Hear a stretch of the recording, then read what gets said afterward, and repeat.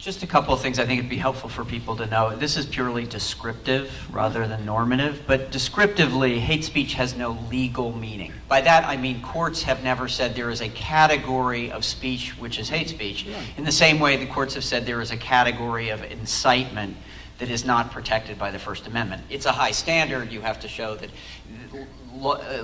unlawful action is imminent and that there is an intent to generate that imminent unlawful action, but that's a sort of category of unprotected speech. Hate speech is a phrase, not to dismiss it, but it is not a phrase that has legal meaning.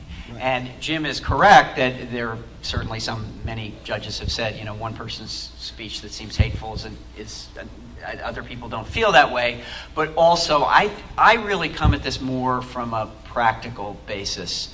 There is a pretty long history of other countries that we would deem relatively free, not too high on the fascist scale, which have made it legal to prohibit certain kinds of speech on grounds that it is deeply offensive or that it creates inequalities, particularly laws that have been directed, for example, at certain kinds of pornography and so on. And we've oftentimes seen, the question I always ask is, are you really comfortable with having the Jeff Sessions Justice Department be the one who enforces those rules?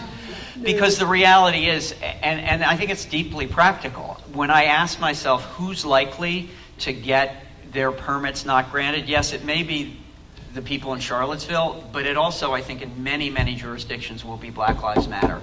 That is the group that will not be, that the government will come up with a reason to say that their speech is hateful, is directed towards law enforcement. Now, I'm not accepting, I don't agree one whit, but when you look at the people who will be enforcing those laws in many, many places, they are people with the mindset like Jeff Sessions, and they will be the ones who will be making the determination that speech it's not speech anymore. It's so hateful, yeah. or so problematic in other ways those will be the people, and people with those points of views will be the ones who won't get their protest permits granted.